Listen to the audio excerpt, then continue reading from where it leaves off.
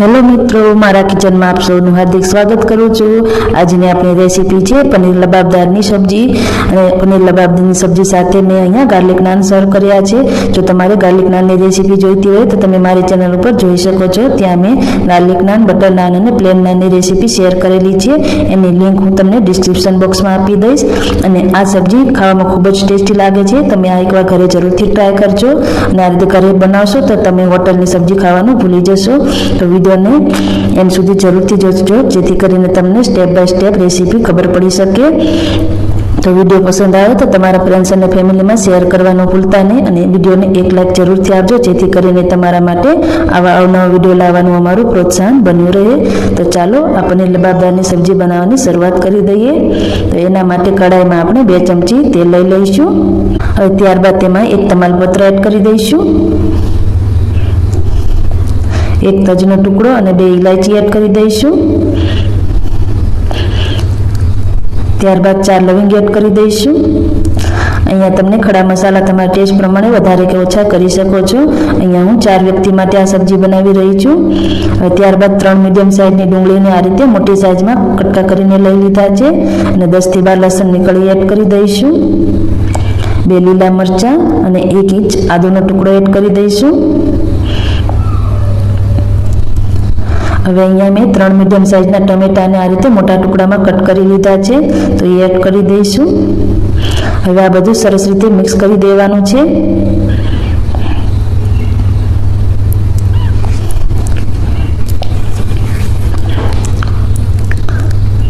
હવે આ રીતે સરસ રીતે મિક્સ કર્યા બાદ ત્યારબાદ તેમાં આપણે 10 થી 12 કાજુના ટુકડા એડ કરી દઈશું। આ રીતે કાજુ એડ કરવાથી આપણી સબ્જીની ગ્રેવી એકદમ ક્રીમી બને છે। હવે ત્યારબાદ થોડું મીઠું એડ કરી દઈશું જેથી કરીને આપણા ડુંગળી અને ટમેટા જલ્દીથી સંતળાઈ જાય। તો હવે આ બધું સરસ રીતે મિક્સ કરી દઈશું અને જ્યાં સુધી આપણા ડુંગળી અને ટમેટા સરસ રીતે સોફ્ટ ન થઈ જાય ત્યાં સુધી આને હલાવતા રહીશું। તો હવે તમે જોઈ શકો છો કે આપણા ડુંગળી અને ટમેટા સરસ રીતે સોફ્ટ થઈ ગયા છે અને એકદમ પોચા પડી ગયા છે અને એનો કલર પણ સરસ રીતે ચેન્જ થઈ ગયો છે।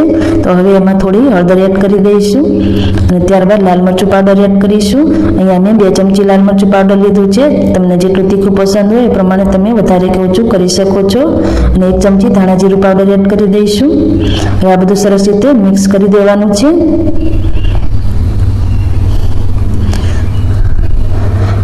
એ બધું સરસ રીતે મિક્સ થઈ જાય ત્યારબાદ તેમાં આપણે 1 કપ જેટલું પાણી એડ કરીશું।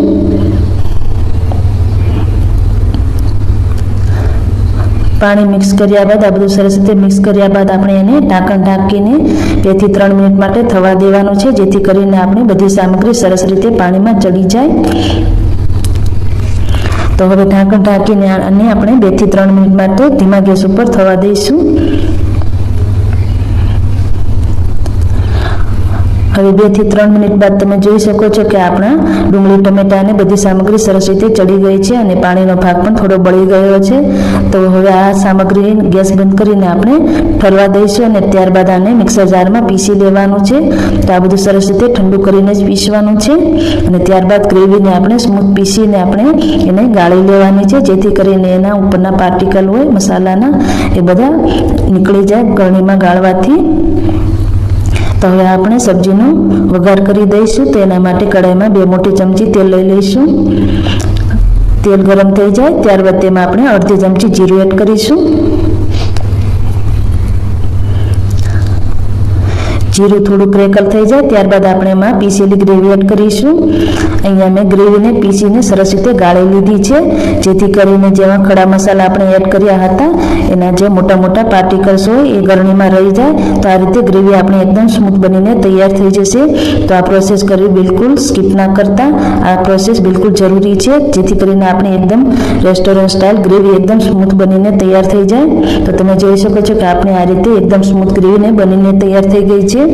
તો હવે એમાં આપણે અડધી ચમચી ગરમ મસાલા પાવડર એડ કરીશું અને 1 ચમચી ખાંડ એડ કરીશું જેથી કરીને આપણે સબ્જીને સરસ બેલેન્સ મળશે અને ટેસ્ટ મળશે। આ બિલકુલ ઓપ્શનલ છે, જો તમને પસંદ હોય તો જ એડ કરવાની। હવે ત્યારબાદ તેમાં આપણે 1 કપ જેટલું પાણી એડ કરીશું અને બધું સરસ રીતે મિક્સ કરી દઈશું।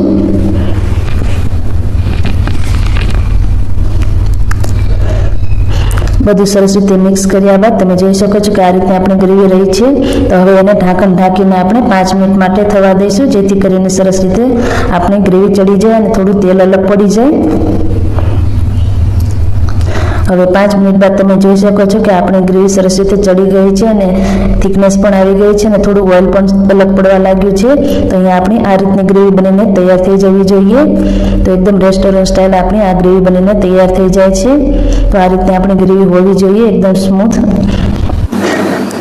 ત્યારબાદ તેમાં આપણે 3 ચમચી ક્રીમ એડ કરીશું. અગર તમારી પાસે ક્રીમ ન હોય તો તમે 1 ચમચી ઘરની બનેલી મલાઈ પણ એડ કરી શકો છો, અથવા તો ફેટીને દહીં પણ યુઝ કરી શકો છો. એકદમ મોળું હોવું જોઈએ. હવે ત્યારબાદ એમાં 50 ગ્રામ ક્રશ કરેલું પનીર એડ કરીશું.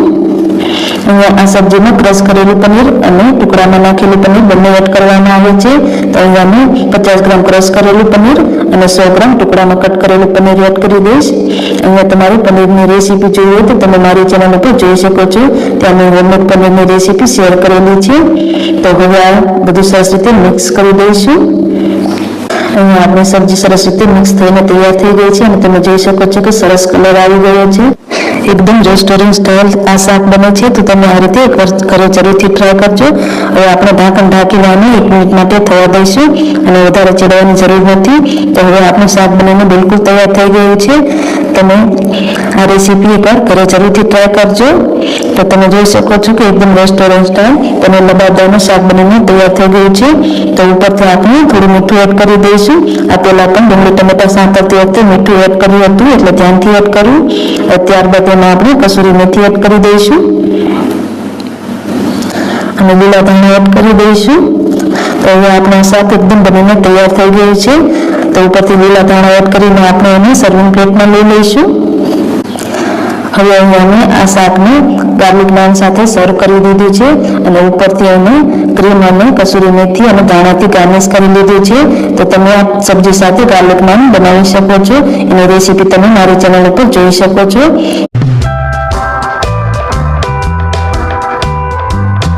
હેલો ફ્રેન્ડ્સ, મારા કિચનમાં એક નવા વિડીયો સાથે ફરી એકવાર આપ સૌનું હાર્દિક સ્વાગત કરું છું. બધા લોકોને મટર પનીર તો ખૂબ જ ભાવતું હોય છે, પરંતુ હોટલ જેવું આપણા ઘરે નથી બનતું. તો એકદમ પરફેક્ટ માપ અને ટિપ્સ સાથે હું તમારે માટે મટર પનીરની રેસીપી લઈને આવી છું. તમે આ રીતે બનાવશો તો તમારું મટર પનીર એકદમ હોટલ કરતાં પણ બેસ્ટ બનશે અને એકદમ ટેસ્ટી બનશે. તો તમે હોટલનું પણ ભૂલી જશો. તો એકદમ પરફેક્ટ માપ અને ટિપ્સ સાથે કઈ રીતે મટર પનીર બનાવવું એનો પરફેક્ટ વિડીયો લઈને આવી છું. સૌથી પહેલાં આપણે એક પેનમાં અડધા કપથી ઉપર એટલે કે 150 ગ્રામ જેટલા આપણે લીલા વટાણા લઈ લઈશું.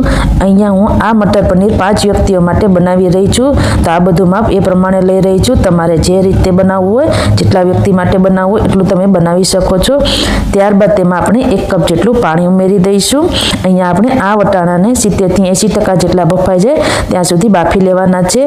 સ્વાદ પ્રમાણે મીઠું, 1 ચમચી ખાંડ ઉમેરી દઈશું અને ત્યારબાદ આપણા વટાણા એકદમ લીલા એવા ને એવા જ રહે એટલા માટે આપણે ચપટી સોડા ઉમેરીશું. જે ખાવાનો સોડા આવતો હોય છે એ ઉમેરી દેવાનો છે. તો આને આપણે ધીમા ગેસ ઉપર ખુલ્લા રાખીને જ આપણે 70 થી 80% જેટલા બફાઈ જાય ત્યાં સુધી બાફી લઈશું અને ત્યારબાદ આપણે કાઢી લઈશું. હવે ફરી એકવાર આપણે કડાઈમાં તેલ ગરમ કરવા માટે મૂકી દીધું છે. તો એમાં આપણે પનીરને ફ્રાય કરી લઈશું. અહીંયા મારું પનીર ઘરનું બનાવેલું છે. જો તમારે ઘરે પનીર કઈ રીતે બનાવવું એનો વિડીયો જોઈતો હોય તો એની લિંક તમને ડિસ્ક્રિપ્શન બોક્સમાં મળી જશે. તો આ પનીરને આપણે ધીમા ગેસ ઉપર બધી બાજુથી સરસ રીતે ગોલ્ડન કલર આવી જાય ત્યાં સુધી ફ્રાય કરી લેવાનું છે. તમે ચાહો તો પનીર એમનામ પણ ઉમેરી શકો છો, પરંતુ આ રીતે ફ્રાય કરીને ઉમેરવાથી મટર પનીરનો ટેસ્ટ ખૂબ જ સરસ આવે છે. હવે બધું પનીર આપણું એકદમ સરસ રીતે સંતળાઈ ગયું છે. તો અહીંયા આ પનીરને આપણે હલકા હુંફાળા ગરમ પાણીમાં એડ કરવાનું છે. એનાથી આપણું પનીર બાદમાં ચવડ થઈ જાય છે, એ નહીં થાય. તો આ રીતે હુંફાળા ગરમ પાણીમાં જ ઉમેરવાનું છે, એ વાતનું ખાસ ધ્યાન રાખવું. હવે એ જ તેલમાં આપણે 3 મોટી સાઈઝની ડુંગળીને આ રીતે મોટા ટુકડામાં સમારી લીધી છે, એ ઉમેરી દઈશું. અહીંયા આપણે ગ્રેવી માટે ડુંગળી અને ટમેટાને સાંતળવાના છે. ત્યારબાદ 1 ઇંચ આદુનો ટુકડો, 4 લીલા મરચાં અને 10 થી 15 લસણની કળીઓ લઈ લીધી છે, એ પણ ઉમેરી દઈશું. અહીંયા તમે તીખાશ તમારા ટેસ્ટ પ્રમાણે વધારે ઓછી કરી શકો છો. હવે આ બધું થોડું સંતળાઈ જાય, ડુંગળી થોડી હલકો ગોલ્ડન કલર ગુલાબી જેવો આવી જાય ત્યાં સુધી સાંતળી લેવાનું છે. તો આપણે ડુંગળી સરસ રીતે સંતળાઈ ગઈ છે અને નરમ પડી ગઈ છે. તો હવે એમાં આપણે ટમેટા ઉમેરીશું. તો અહીંયા મેં 4 મોટી સાઈઝના એકદમ લાલ ટમેટા આવે એ લઈ લીધા છે. ત્યારબાદ અહીંયા 10 થી 15 કાજુના ટુકડા લઈ લીધા છે. એનાથી આપણી ગ્રેવી એકદમ હોટેલ જેવી સ્મૂથ બનશે અને એકદમ શાહી ગ્રેવી બનશે.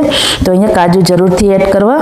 હવે થોડું મીઠું ઉમેરી દઈશું જેથી કરીને આપણું બધું વસ્તુ સરસ રીતે જલ્દીથી સંતળાઈ જાય. એના ધીમા ગેસ ઉપર સરસ રીતે સોફ્ટ થઈ જાય ત્યાં સુધી સાંતળી લેવાનું છે. હવે આ બધી વસ્તુ 3 થી 4 મિનિટમાં સરસ રીતે સોફ્ટ થઈ જાય છે અને આ રીતને એકદમ સરસ થઈ ગયું છે. તો હવે આ બધી વસ્તુને ઠંડી કરીને આપણે બાદમાં પીસી લેવાની છે. તો આ બધી વસ્તુને એકદમ ઠંડી કરીને એકદમ સ્મૂથ ગ્રેવી બનાવીને તૈયાર કરી લેવાની છે. જરૂર લાગે તો થોડું પાણી ઉમેરી દેવાનું છે અને એકદમ પરફેક્ટ સ્મૂથ ગ્રેવી બનીને તૈયાર કરી લેવાની છે. હવે એક કડાઈમાં મેં 1 મોટો ચમચો તેલ અને 1 ચમચી બટર ઉમેરી દઈશું.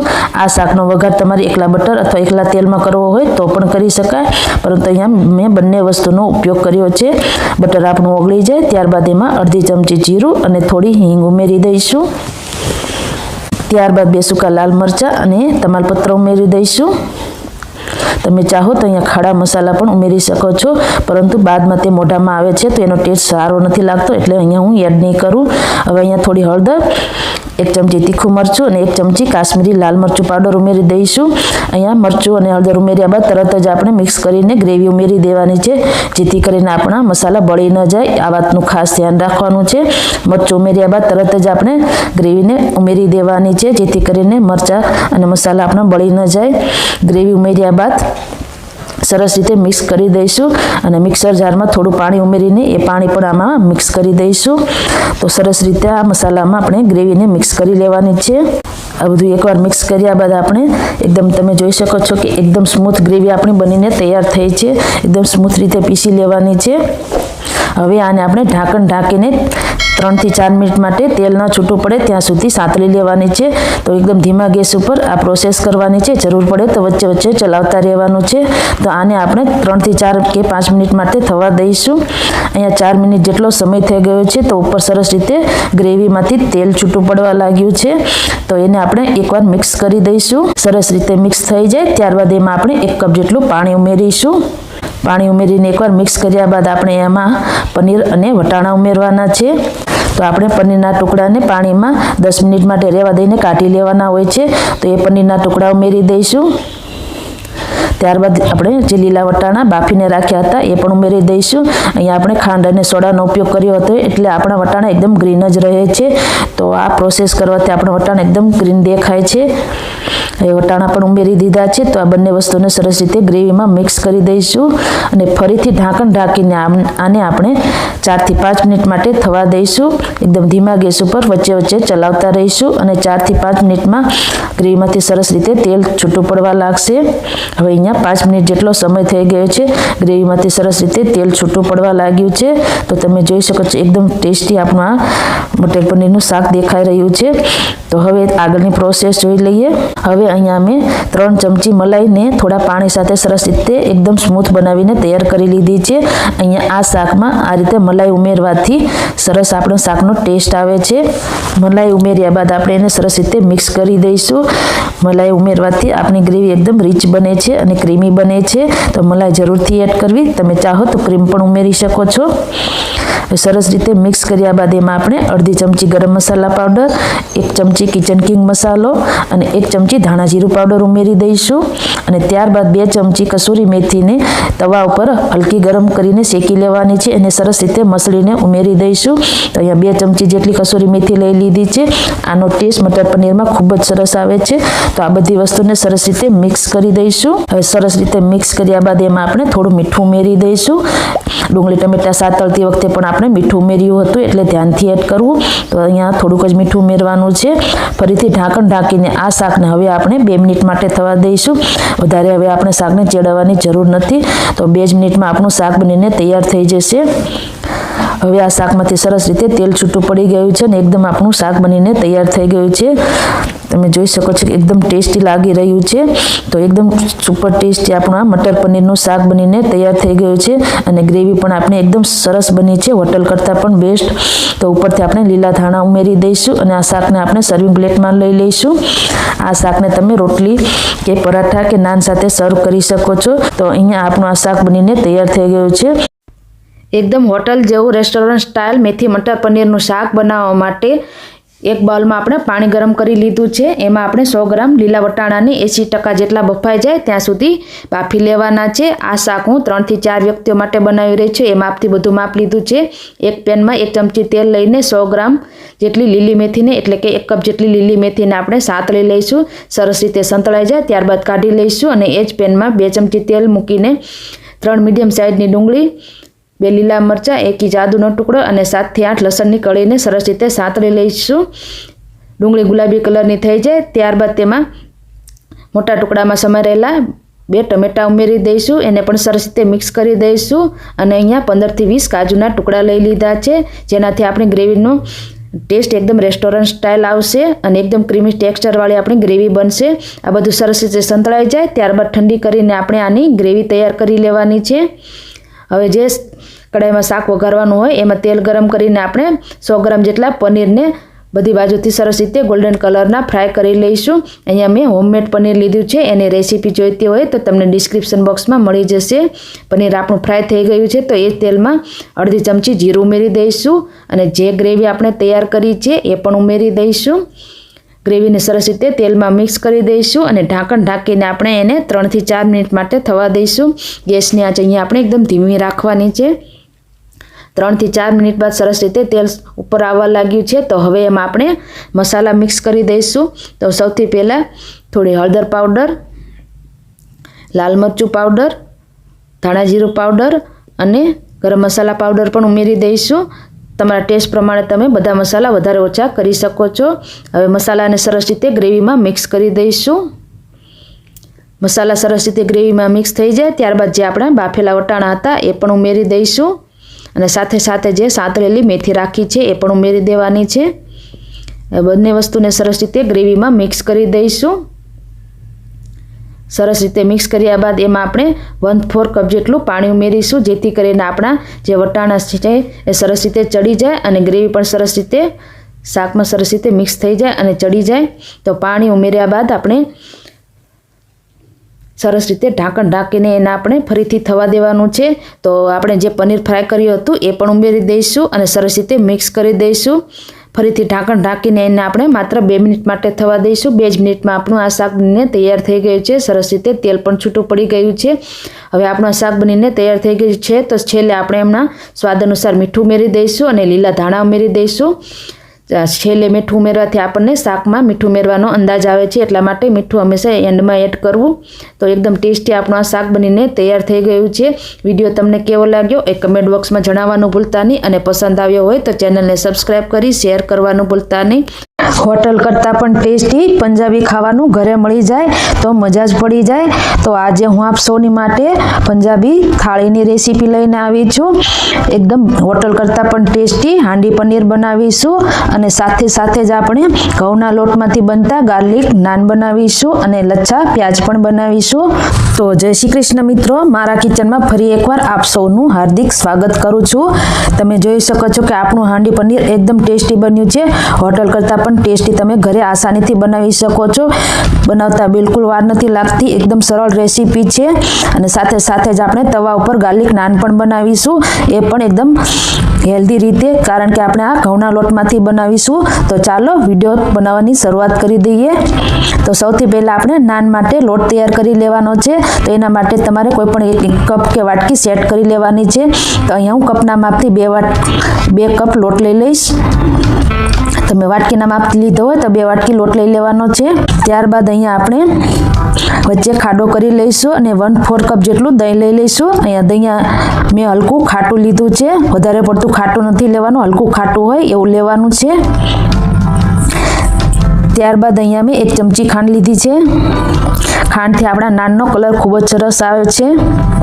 સ્વાદ અનુસાર મીઠું ઉમેરી દેવાનું છે. અને 1/4 ચમચી આપણે અહીંયા ખાવાનો સોડા લીધો છે. જો તમારી પાસે સોડા અવેલેબલ ન હોય તો તમે અડધી ચમચી ઈનો પણ ઉમેરી શકો છો. ત્યારબાદ 2 ચમચી તેલનું મોણ એડ કરીશું.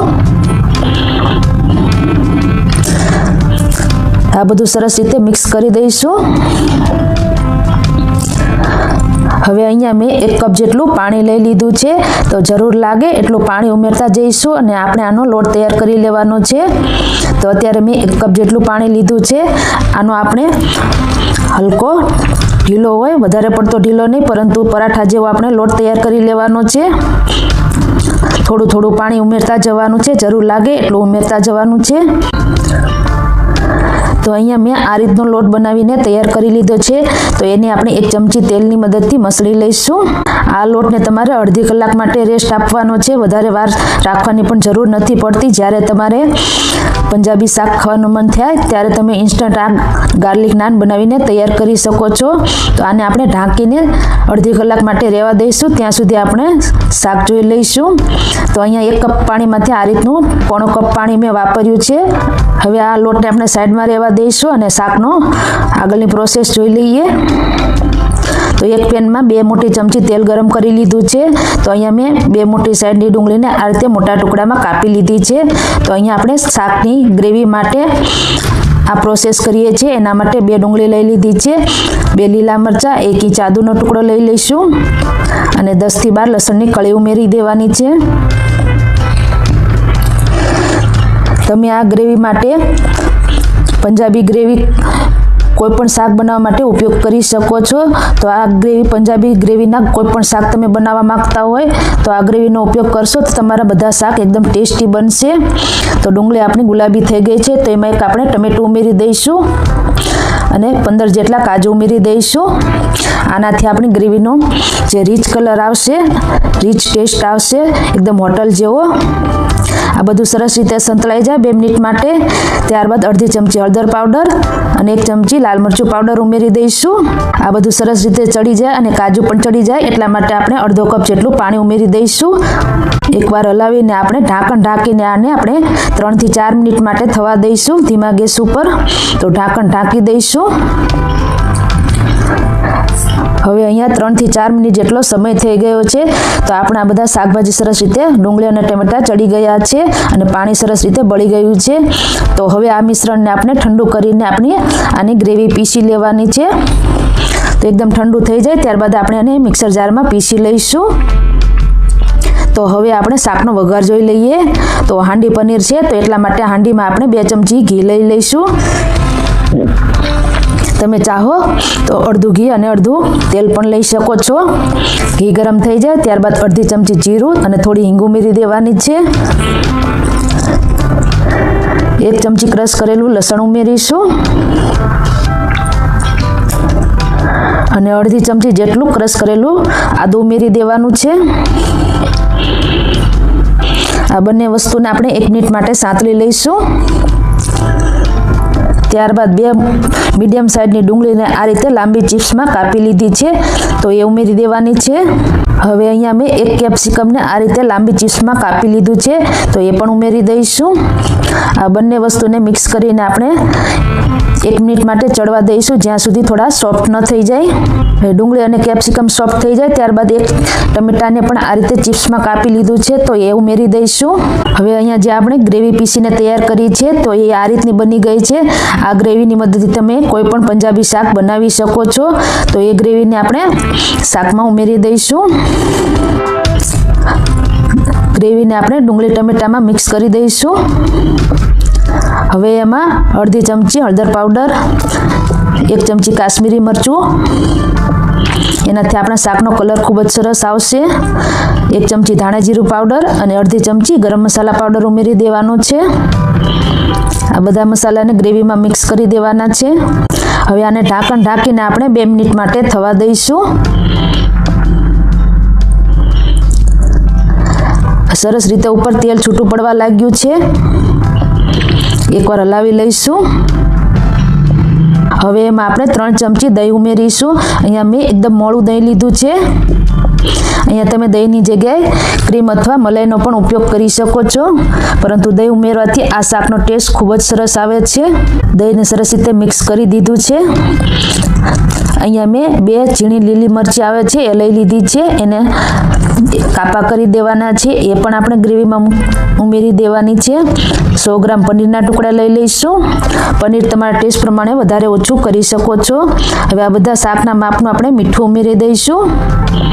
મીઠું હંમેશા લાસ્ટમાં જ ઉમેરવું, જેથી કરીને આપણને શાક પ્રમાણે મીઠું ઉમેરવાનો અંદાજો આવે.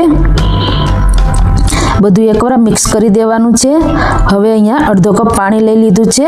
જરૂર લાગે તો આપણે બીજું બાદમાં પણ ઉમેરીશું. એકવાર પહેલાં મિક્સ કરી દઈશું. હાંડીમાં બનાવતા હોય એટલે પાણી વધારે શોષાઈ જાય છે, એટલા માટે બીજો અડધો કપ ઉમેરી દઈશ. કુલ અહીંયા મેં 1 કપ પાણીનો ઉપયોગ કર્યો છે. હવે એને આપણે ઢાંકણ ઢાંકી દઈશું. માટીની હાંડીમાં બનાવતા હોય એટલે પાણી વધારે જરૂર પડે છે, એટલા 1 કપ જેટલું પાણી ઉમેરી દીધું છે. હવે જે લોટ હોય એનાથી આપણે આ ઢાંકણને કવર કરી દઈશું, જેથી કરીને આપણું શાક એકદમ અંદરથી ટેસ્ટી બની જશે. હવા ન રહે એ રીતે આપણે લોટને સરસ રીતે પેક કરી દઈશું. હવે આ શાકને આપણે ધીમા ગેસ ઉપર 10 મિનિટ માટે થવા દઈશું. હવે 10 મિનિટમાં સરસ રીતે આપણો લોટ સુકાઈ જાય છે. આ રીતનો થઈ જાય એટલે આપણે કાઢી લઈશું અને 10 જ મિનિટમાં આ શાક બનીને તૈયાર થઈ જશે. બધા લોટને આપણે કાઢી લેવાનું છે. હવે આપણે શાકને જોઈ લઈએ તો તમે જોઈ શકો છો કે એકદમ સરસ રીતે ઉપર તેલ છૂટું પડી ગયું છે અને એકદમ ટેસ્ટી આપણું આ શાક બનીને તૈયાર થઈ ગયું છે. ઉપરથી આપણે 1 ચમચી જેટલી કસૂરી મેથી ઉમેરી દઈશું. એકવાર હલાવી લઈશું.